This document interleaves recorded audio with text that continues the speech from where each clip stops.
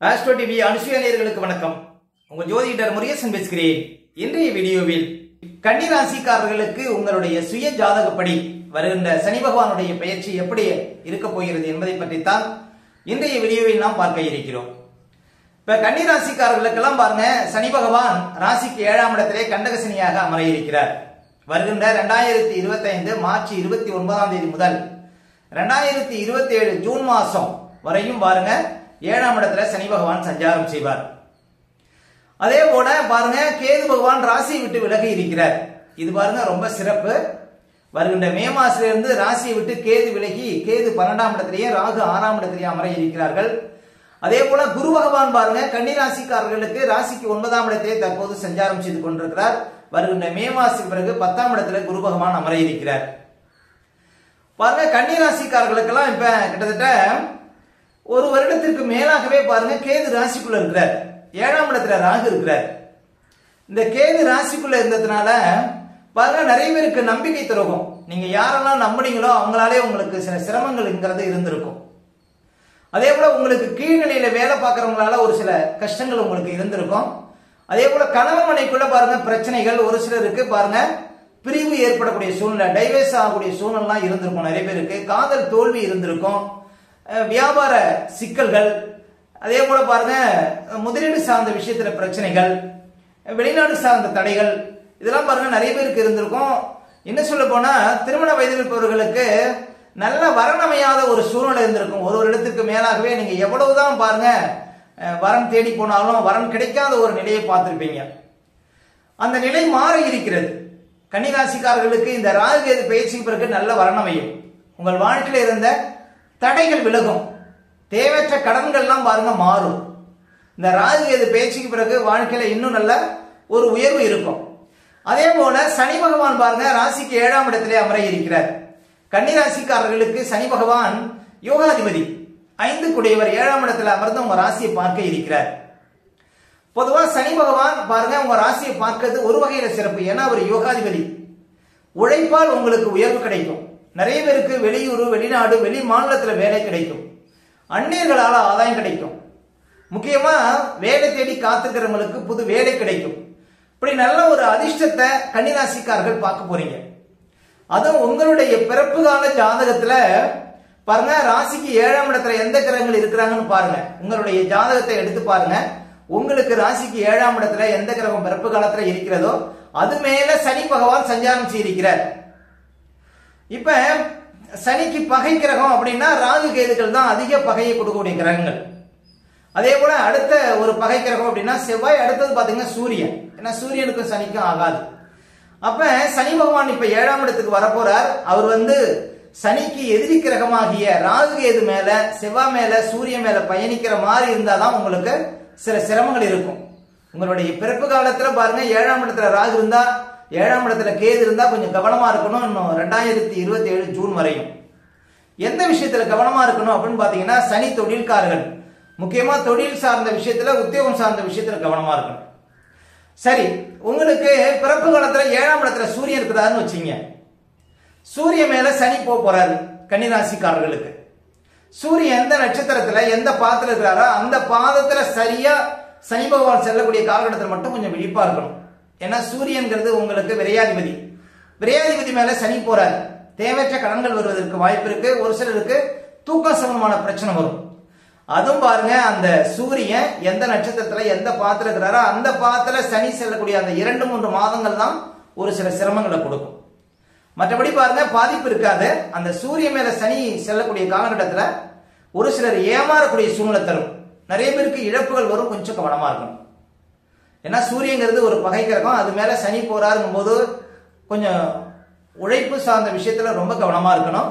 அதே போல யாரையும் பகைத்துக் கொள்ளக்கூடாது அப்படின்னு சொல்லலாம். அதே போல பிறப்பு காலத்துல உங்களுக்கு 7ஆம் இடத்துல செவ்வாய் இருக்கிறாருன்னு வச்சுங்க. கன்னிராசிக்காரர்களுக்கு செவ்வாய் 3க்கும் 8க்கும் அதிபதியாக உள்ள ஒரு கொடிய பாவி அப்படின்னு சொல்லலாம். கன்னி இலக்கணம் கன்னிராசிக்கு. அவர் 7ஆம் இடத்துல உங்களுக்கு பிறப்பு காலத்துல இருக்கிறாருன்னு வச்சுங்க. அது மேல சனி செல்லக்கூடிய காலகட்டத்துல, அதுவும் அந்த செவ்வாய் யாருடைய நட்சத்திரத்துல இருக்கிறாரோ, எந்த பாதத்துல இருக்கிறாரோ அந்த பாதத்துல சனி செல்லக்கூடிய காலகட்டத்தில் மட்டும் விழிப்பா இருக்கணுங்க. அந்த 2-3 மாதங்கள் மட்டும். சரி, செவ்வாய் மேல சனி செல்லும் பொழுது என்னென்ன பாதிப்புகள் வரும்? முக்கியமா வாகனம் சார்ந்த விஷயத்துல கவனமா இருக்கணும். வண்டி வாகனத்துல செல்லும் போது ரொம்ப விழிப்பா போகணும். அதே போல பூமி சார்ந்த ஏதாவது பிரச்சனைகள் வரலாம். ஒரு சிலருக்கு பாருங்க இளைய சகோதரருக்கு ஏதாவது பிரச்சனை வரலாம். அதே போல கணவன் மனைக்குள்ள ஏதாவது கருத்து வேறுபாடுகள் வரலாம். கொஞ்சம் விட்டு கொடுத்து போகணும். அப்ப செவ்வாய் மேல சனி செல்லக்கூடிய காலகட்டத்தில் ரொம்ப விழிப்பா இருக்கணும். ஏன்னா செவ்வாயும் சனியும் நேரடியாக உங்க ராசியை பார்க்கறதுனால பாருங்க நிறைய பேருக்கு உடம்புல ஏதாவது ரத்த காயங்கள் படுவதற்கு வாய்ப்பு இருக்கு. அப்ப உங்களுடைய பிறப்பு காலத்துல 7ஆம் இடத்துல செவ்வாய் இருக்கிறாரு, அது மேல சனி போறாருன்னா ரொம்ப விழிப்பா இருக்கணுங்க கன்னிராசிக்காரர்கள். அதே போல கன்னிராசிக்காரர்களுக்கு பிறப்பு கால ஜாதகத்துல 7ஆம் இடத்துல புதன் இருக்கிறாருன்னு வச்சுங்க, புதன் நீச்சமா இருப்பார் உங்க ராசிக்கு அதிபதி, அவர் மேல சனி போறாருன்னு வச்சுங்க, அப்ப புது வேலை கிடைக்கும். ஏன்னா உங்க ராசிக்கு அதிபதி மேல தொழில்காரகன் சனி போகும்போது உங்களுக்கு புது வேலை கிடைக்கும்.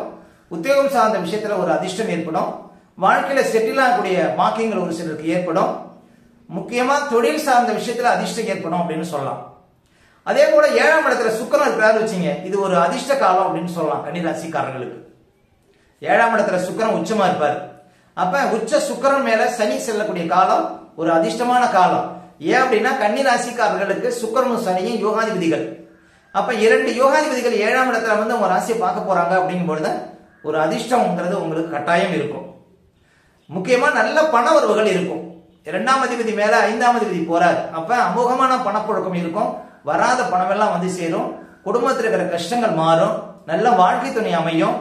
அதே போல பாருங்க வெளிநாடு சார்ந்த விஷயத்துல முன்னேற்றம் இருக்கும். தொட்டதெல்லாம் பொன்னாகும். கன்னி ராசிக்காரர்களுக்கு பிறப்பு காலத்துல 7ஆம் இடத்துல சுக்கிரன் இருக்கிறாரு வச்சுங்க, இது அதிர்ஷ்ட காலம் அப்படின்னு சொல்லலாம். அதே போல 7ஆம் இடத்துல குரு இருக்கிறாருன்னு வச்சுங்க, இதுவும் ஒரு யோக காலம் அப்படின்னே சொல்ல முடியும்.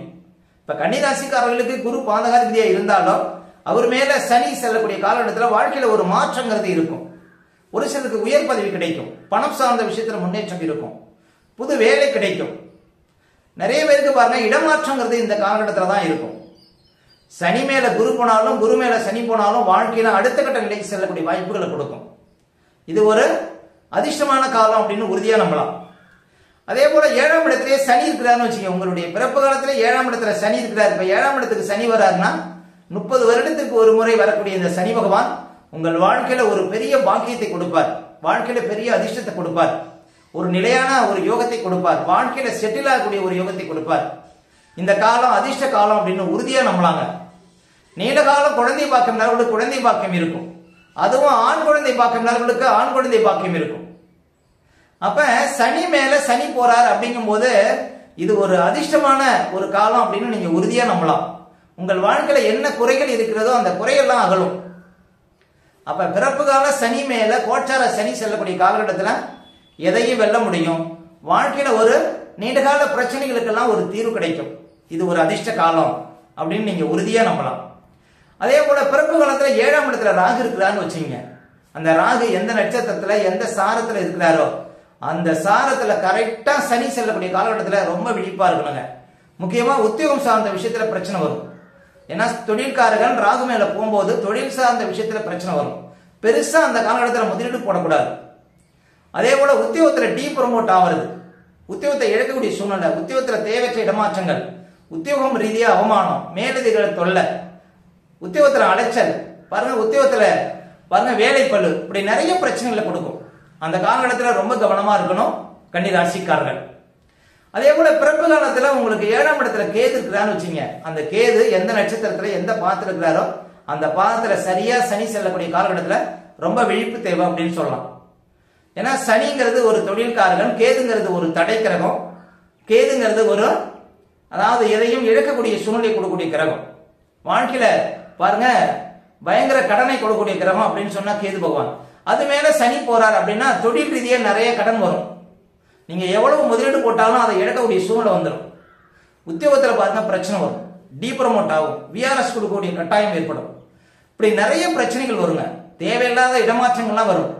தொழில் ரீதியா நிறைய அவமானம் வரும். அதனால ரொம்ப கவனமா இருக்கணும். உங்களுடைய பிறப்பு கால ஜாதகத்துல உங்களுக்கு 7ஆம் இடத்துல ராகுவோ கேதுவோ இருந்தா ரொம்ப உஷாரா இருக்கணுங்க இந்த காலகட்டத்துல கன்னி ராசிக்காரர்கள்.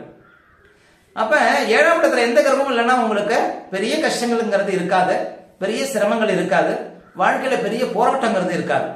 பொதுவா கன்னி ராசிக்காரர்களுக்கு 7ஆம் இடத்துல சனி கண்டக சனி வருதுங்கிறதுனால யாரெல்லாம் உழைப்பை நம்பி இருக்கீங்களோ அவங்களுக்கு எந்த பாதிப்பும் இருக்காது. உழைப்பால் உயரக்கூடிய காலம் அப்படின்னு சொல்லலாம் கன்னிராசிக்காரர்கள். அப்ப கன்னிராசிக்காரர்களுக்கு இந்த காலம் பாருங்க ஒரு யோக காலம் அப்படின்னு சொல்லலாம். கண்டக சனினால பெரிய ஒரு இழப்புகள்ங்கிறது இருக்காது. உங்களுடைய பிறப்பு கால ஜாதகத்துல 7ஆம் இடத்துல ஏதாவது சனிக்கு பகைக்கிரகங்கள் இருந்தால் மட்டும் கொஞ்சம் விழிப்பா இருக்கணுங்க. மற்றபடி சுக்கிரன் குரு இவங்கெல்லாம் இருந்தாங்கன்னா வாழ்க்கையில ஒரு பெரிய அதிர்ஷ்டம் வரப்போகுது அப்படின்னு நீங்க உறுதியா நம்பலாம் இந்த காலகட்டத்தில். ஓகே, இந்த வீடியோ பிடிச்சிருந்தா ஒரு லைக் கொடுங்க. உங்க கருத்துக்களையும் என்னுடைய கமெண்ட்ஸ்ல பதிவிடுங்க. இன்னும் நம்ம பல வீடியோ கொடுக்க இருக்கிறோம். நம்ம சேனலை சப்ஸ்கிரைப் பண்ணுங்க. பக்கத்துல வர பெல் சிம்பலை கிளிக் பண்ணுங்க. நன்றி, வணக்கம்.